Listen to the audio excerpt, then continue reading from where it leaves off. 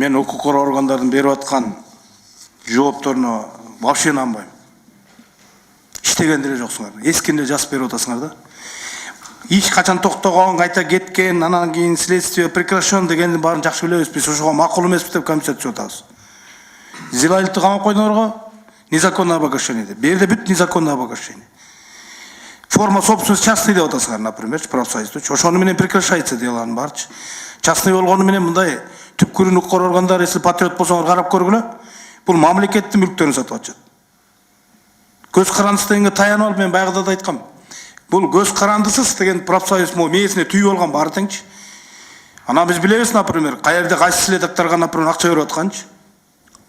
Ачык эле айтып атат элдер. Мына Жалал Абадтын облус прокурору айтып коюптур, алардын тиги көз карандысы бизге илигише албайбыз, форма собственности другой депчи.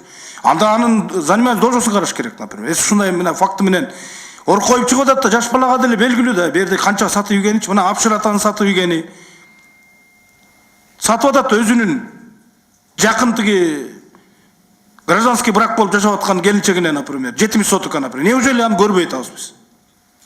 Неужели мы не видим просто ор коюп чыгып турган фактыларды биз көргүбүзгө келбей атат да, биз айтып атабыз, какшап атабыз депутаттар. Бизди поливать этип атат, мынакей чыгып алышып, бу жерден азыр 300 сомдон таратып, Жалал Абад курорттун директору ушул жерде жүрөт, замы экөө тең. Элдин баары айтып келип атат, мына акча таратып бу эңге пикетке чыгарып атат деп. Бир мамлекетпиз, мамлекет эмеспиз. Мыйзамдуу өлкөдө жашагыбыз келет да биздер баарыбыз. Ор койгон нерсени чыгарып атабыз, премьер-министр буга түздөн түз, например, көңүл буруш керек болчу. Тигилер кыйкырып атат, добровольный основе биз деген 1%тен алабыз деп. Каякта добровольный? Мынакей берди, Министерство образования айткылачы, например. Каякта добровольный берди? Шагыле 1% кармап эле көндүрүп койгонсуңар берип атабыз да. Здравницалар ошондой кылып атат. Акчага отчет бербейбиз дейт. Бул эмне деген, например, мамлекет? Эмне деген укук органдарыбыз? Бу жердеги соттордун чечимдерин карагыла, например. Бүт акчага сатылган. Андай болбойт да, например, бир килейген Апшырата деген килтейген, например, эмени учреждениени 1 614 000 сатып ийип атат, например. Неужели мен деле сатып алам, например? Андай берсеңер, элдин баары сатып алат, акчалуулардын баары. Мы с этим недовольны, баарыбыз айтып атабыз, биз макул эмеспиз. 29 киши чогулуп алып каалагандай чечкен деп атабыз. Решали мындай өзүнүн ичинен эле чечип алган 29 киши сүйлөшүп эле аукцион эмне деген необходимость болуптур. Гвоздиканы сатканга, Кыргызстандын тиги дерево вырубкаларын кесип алып сатканга, ошол туура биз келечеги бар сонун жанакы бюро путешественниктарды Апшырата деген жана чоң пансионаттардын баары сатканга эмне деген мындай болгондо вынужденный болуп саткан булар. Эмнеге? Банкротко алып барып туруп сатканбы? Анан ушунун баарын укук органдарына берип атабыз. Финпол, например, глаза закрывает. Прокуратура закрывает.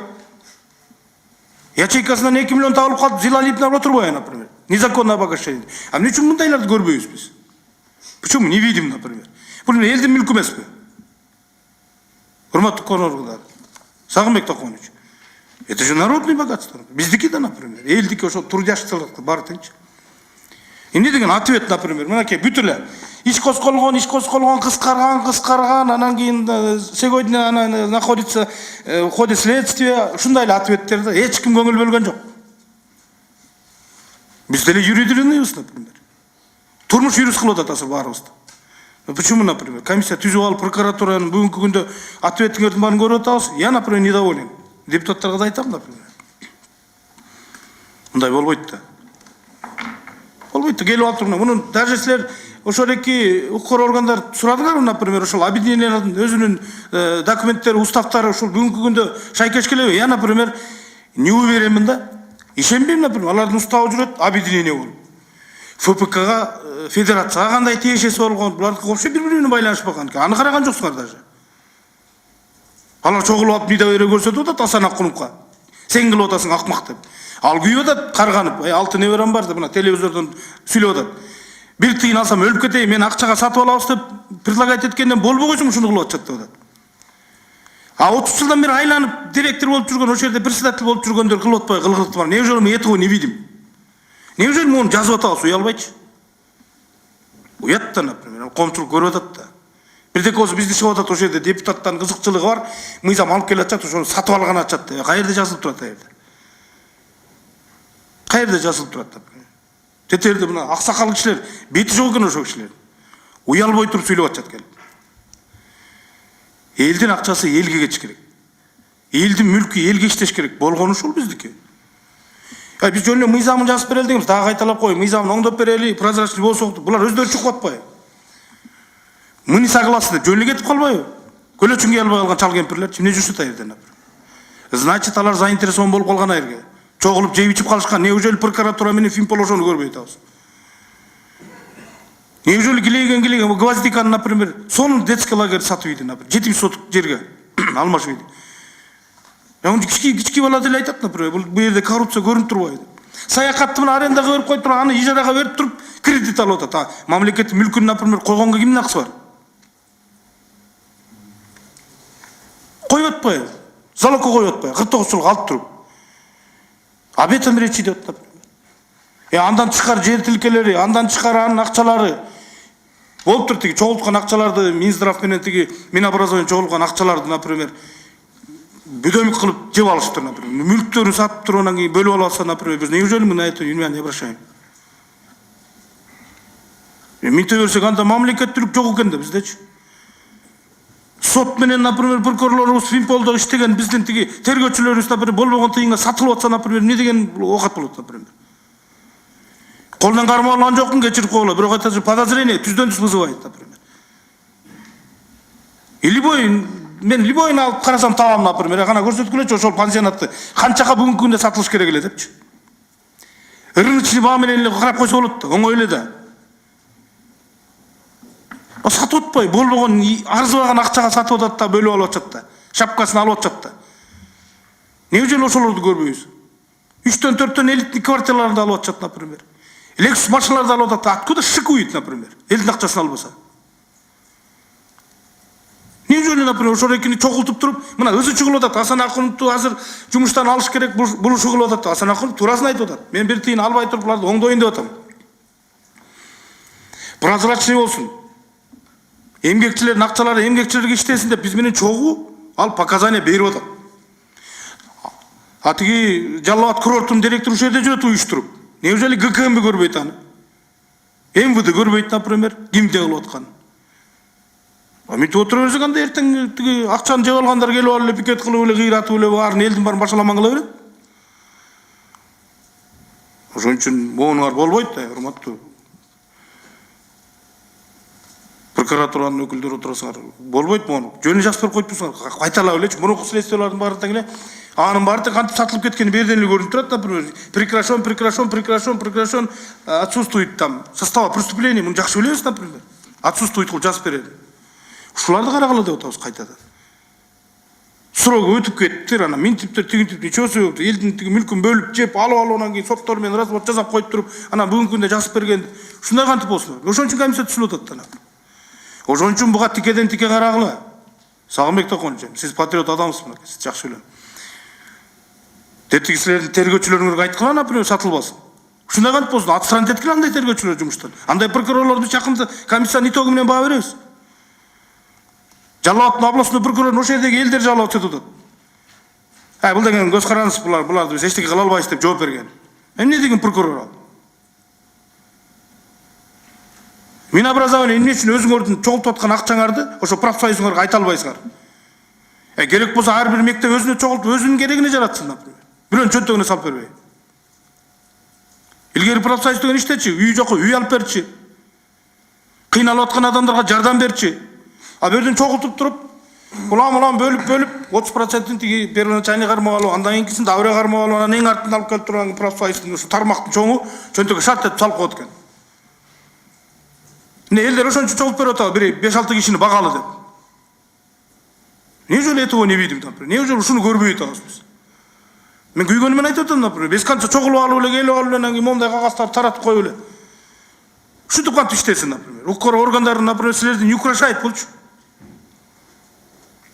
Минтип иштей турган болсоң, доверие жок сиздерге. Ошон үчүн мен дагы бир жолу айтып коем, мына эмки чогулганга чейин урматтуу укук органдары тышательно бореки соттордун чечимдери бар экен, карап көргүлө. Кайтадан РППга каттап, кайтадан биз эмени иш козгоп, анан текшерүүсүндө отабыз. Ага чейин эч ким кийлик салбайт экен. Бул профсоюздун өзү час форма собственный частный деп эле жыргап эле жүргөн экен, например. Эми текшергиле. Текшергиле, алып чыккыла мүлктөрүн канчага сатылган, кимдер замешан болгон, бүгүнкү күндө канчалар былыктары жатат биз көрбөгөн. Эч ким текшерген жок. Бирде жолу бар документ сураган жоксуңар.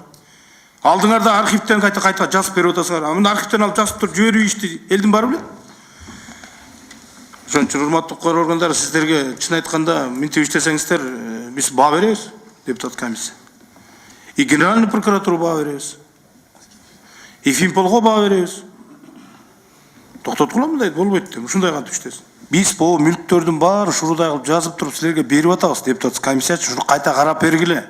Убагында туура эмес чечилген, убагында соттордун чечимдери туура эмес. Депутат комиссия берип атпайлы, улам эле бере бербейбиз да биз. Бердик биз. Мына ушуну карап бергиле деп атабыз. Силер болсо мына Дардановдун колу менен жанагы эле сөзүмдү айтып атам. Кайта эле ошол архивдеги документти бизге берип коюп атасыңар да. Биз эми депутаттар кайрылып атабыз, комиссия эл бизге кайрылды эле, биз силерге кайрылып атабыз да. Бул эл недоволен чечим менен. Соттун чечими менен дагы, следствие менен недоволен, который прекращен дегендердин баарычы. Никакой прекращен жок бул жердечи. Бүт берде оркой көрүнүп турат. Ошон үчүн айтып атабыз, депутат комиссиянын кайрылуусу менен силер эл пулка каттап, кайтада ошо мүлктөрдү карап берсеңиздер депчи, жылыш полковниктер. Карап бергиле, ошондо мындай бир тыянак чыгат деген ойдобуз да. Конечно, бул ойдон баягы самотек кылып кое берип койсок, мунун баары жабылып калган иштер. Эмне развод жасап кетишиптир. Анан эми бул мыйзамдуу жагын карагыла. Атым Эшимхан уулу Нурдин. Могу сиз айткан маселе боюнча биз азыркы кезде балдарды сабап кетти деген адам жарандар кайрылган боюнча бүт баарын экспертиза берилди бүгүнкү күндө. Ошо экинчиден могу жаңы эле айттыңыз, сиз туура эмеспи деп болгон материалдар боюнча биз кыргыз туризмден выемка кылдык азыркы күндө.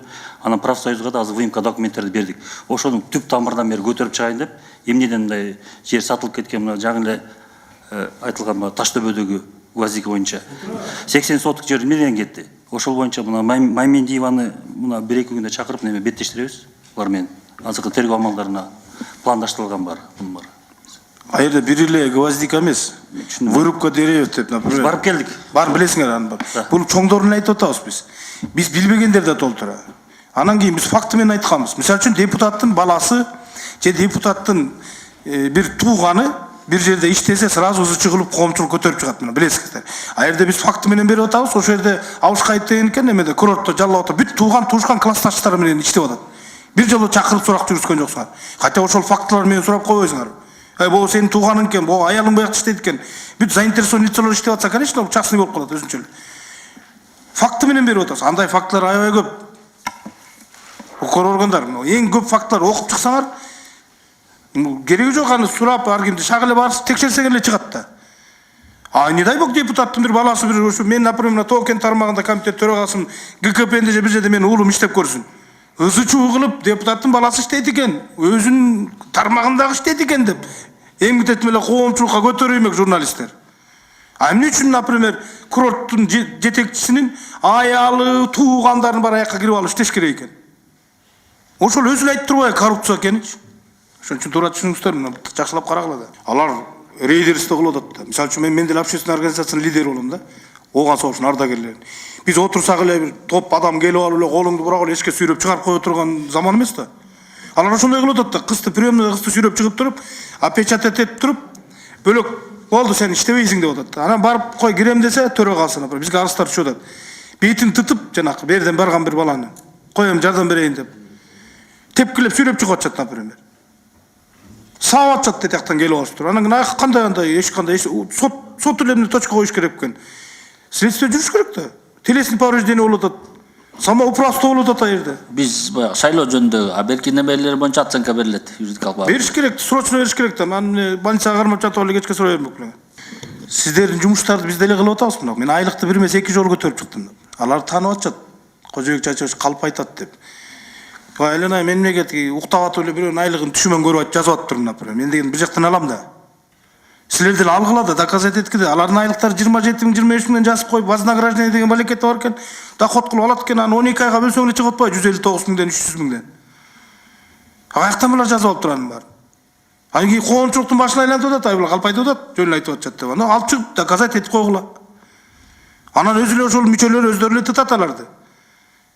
Карасаң биздин акчанын баарын жеп аткан налево направо деп. Ошон үчүн биз коомчулукка так маалымат берели деп атабыз. Тигилер чыгып алып айтып атышат, депутаттар калп айтып атат деп. А биз укук коргоо органдарына берип атабыз, калп айткан жокпуз, доказать этип берип атабыз, силер да подтвердить этип койгула деп атабыз. Ошолорду чогуу иштегиле да. Болгон ушул, андан бөлөк сиздерден. Анан жана мүлктөр боюнча бир эле 30% акча эмес, основной мүлктөр. Мүлктөрдү каалагандай сатышкан, оңго солго сатышкан.